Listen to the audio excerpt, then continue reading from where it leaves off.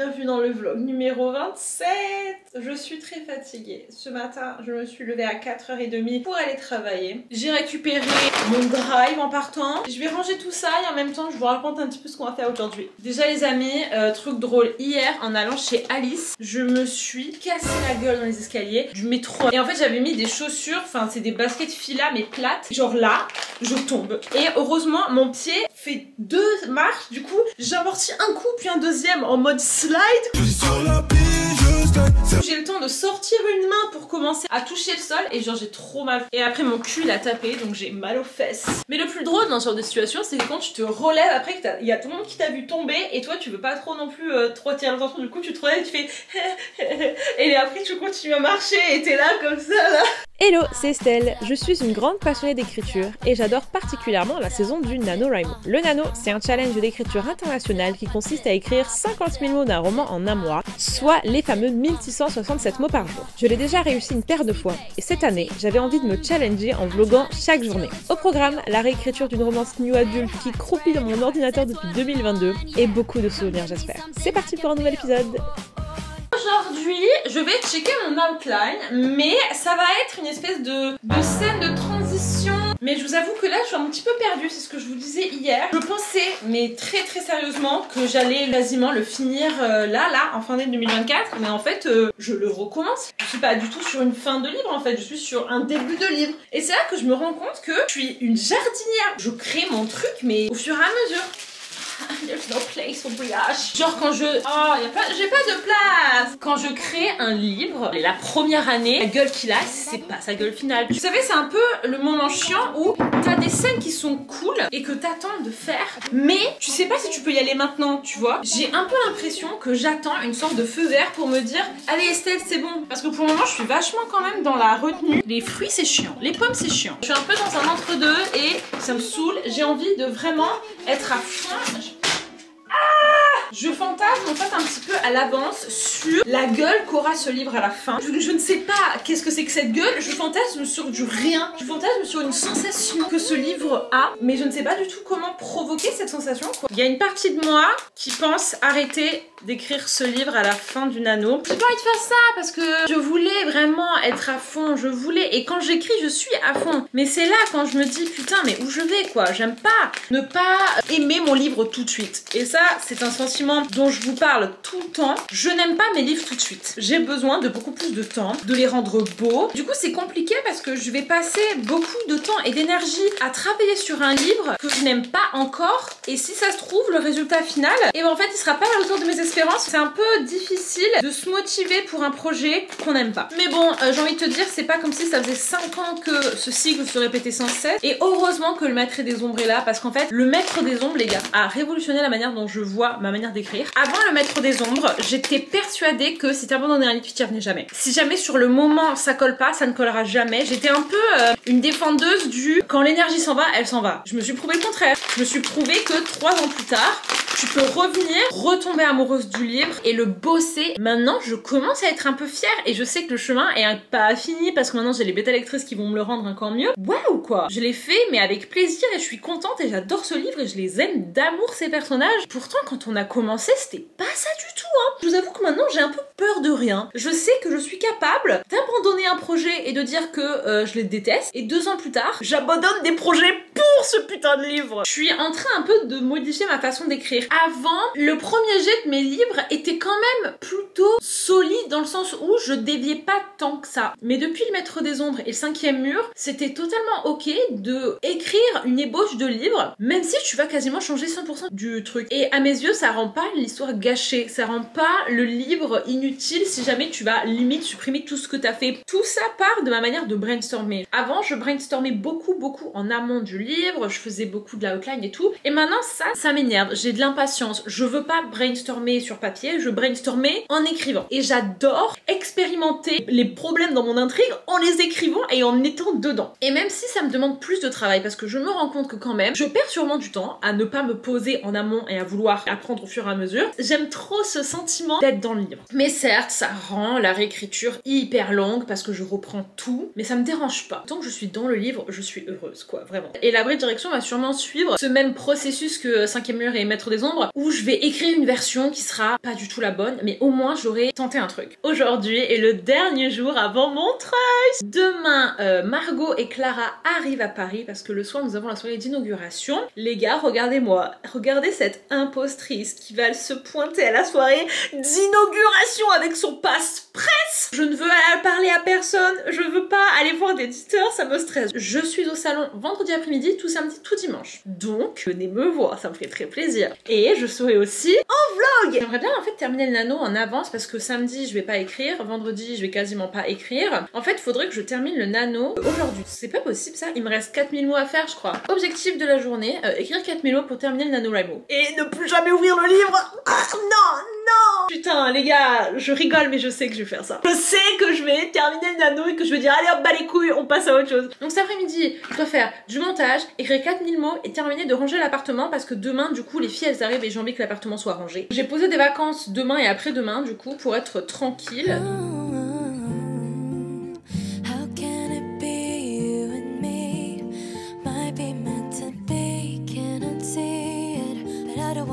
No scene.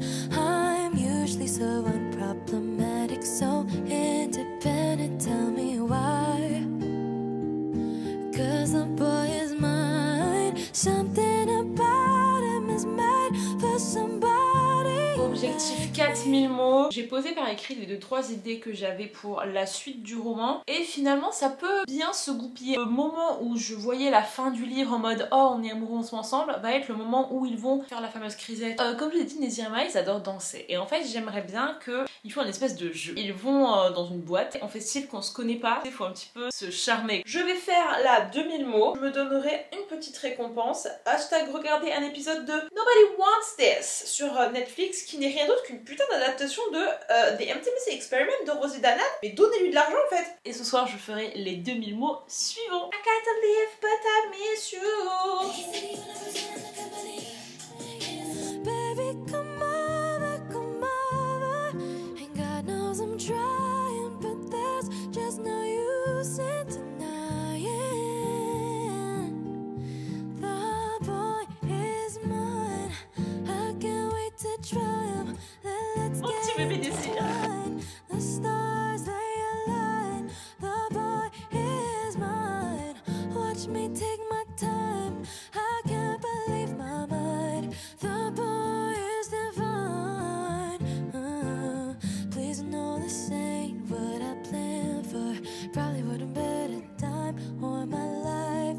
There's gotta be a reason why my girls they always come through in a state. Allez, plus que 3 fois ça et ce sera bon. J'aime trop les gars cette scène, genre je m'amuse de ouf. Nezir il vit sa meilleure vie. Et là il va aller en boîte avec Maya. Et genre il est trop mignon, il dit genre mec je suis amoureux, mec c'est la femme de ma vie et tout.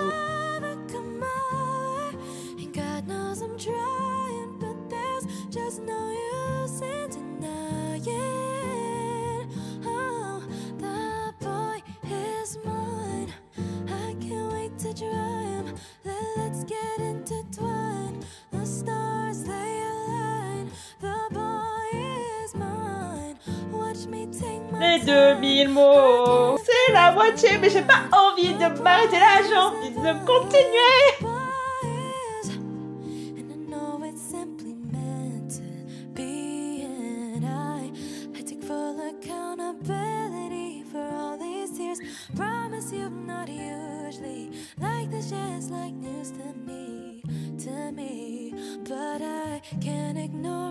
J'ai regardé un épisode de Nobody Wants This, trop bien, j'adore les personnages. Mais par contre, les gars, rendaient l'argent à Rosie Danan en fait. Généralement les gens ont lu The Intimacy Experiment et ils se sont dit tiens on va faire une série là-dessus. Donc la série est incroyable, je la recommande, j'avais eu des TikTok dessus mais j'avais pas passé le pas. J'ai écrit 3000 mots les amis, de eux en boîte. Ils ont bien dansé et tout, ils se sont bien chauffés et tout. Et là ils rentrent en Uber, ils se sont aussi un peu chauffés dans le Uber. Et là ils arrivent chez Maya et en gros elle pousse dans la douche parce que ils sont clean, ils ont de l'hygiène, ils viennent de passer 3 heures à danser en boîte, ils ont transpiré de On ne peut pas, transpiration, non. Donc ils vont se doucher. Et c'est très sexy parce qu'ils vont faire des bails in the shower. Je n'aurai plus qu'à mettre 1000 mots ce soir après manger. Maya, elle a été démoniaque dans cette putain de boîte. Même moi, j'étais là en mode wouh.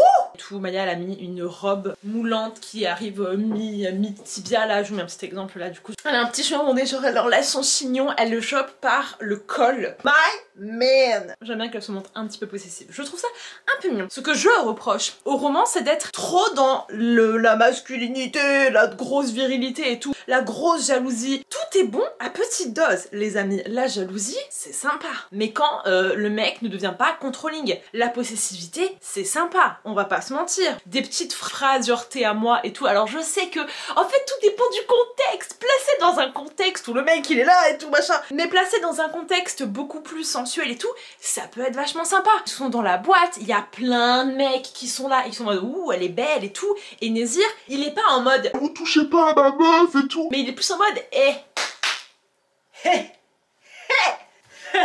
le mec est en mode allez-y, vous la regardez tous bien, elle est belle hein, eh ben elle est à moi. Voir l'envie dans les yeux des autres, c'est une grosse fierté et il kiffe. On veut juste que le fond de la pensée ce soit une appréciation de la meuf, un respect de la meuf, une admiration, un amour, l'attention aussi, de la protection. Tu vois que y a un mec qui commence un petit peu à l'aborder et qu'elle est en mode non non laisse-moi tranquille, que le mec commence à le tabasser contre le mur, ben non en fait, mais que le mec lui dise t'as entendu ce qu'elle t'a dit, tu t'en vas. Restez dans la subtilité les amis, restez dans quelque chose bienveillant, tu vois. Donc ça c'est un autre petit conseil de romance. Tous les clichés on les aime bien à petite dose, voilà. Parce qu'on est des romance girlies.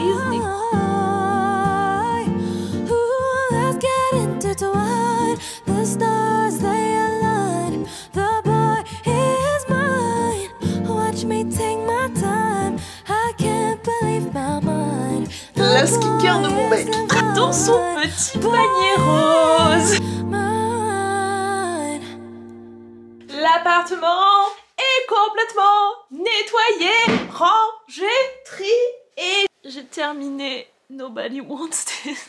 Il est 23h, je me suis levée à 4h du mat. J'ai l'impression de lire une romance rom-com avec un mec qui soit autant green flag. Certes, il y avait des grosses différences, je sais pas exactement la même histoire, mais le pitch reste quand même assez similaire. En fait, putain, vas-y, je vais vous faire un débrief parce que il y a plein de trucs très intéressants. Alors certes, moi j'y vois quelques petites critiques, notamment le choix du mec à la fin. Je trouve que c'est peut-être pas hyper réaliste. Je connais quelqu'un dans la vraie vie qui a vécu ce genre de situation et en fait ça ne s'est pas du tout passé comme ça, donc c'est peut-être un petit peu romantisé, mais écoutez, c'est une série donc on va accepter. La sœur de Johan, Morgane, je l'ai trop aimée. Genre vous savez c'est vraiment le type de personnage que j'adore dans le sens où t'as l'impression que elle est superficielle, elle est moins intéressante, qu'elle fait trop des manières et tout, et en fait c'est genre la meuf qui tient le plus à sa sœur, elle a toujours été là pour la sauver de merde et tout. J'avais un peu l'impression qu'elle était ungrateful quoi, Johan de ouf. Enfin bref, moi de toute façon j'ai un soft spot pour les personnages qui sont qualifiés de superficiels. Je crois que vous avez déjà parlé de ça. Je ne comprends pas ce que ça veut dire. Être superficiel pour moi c'est un concept qu'on a inventé pour discréditer des femmes, parce que, enfin littéralement si tu regardes la définition, c'est des gens qui réfléchissent moins, qui pensent moins. On est né avec un même cerveau, tu vois, genre il faut pas croire qu'il y a des gens qui ont un cerveau moins bien que le tien, tu vois. Pour moi le concept de superficialité c'est des gens qui utilisent certains aspects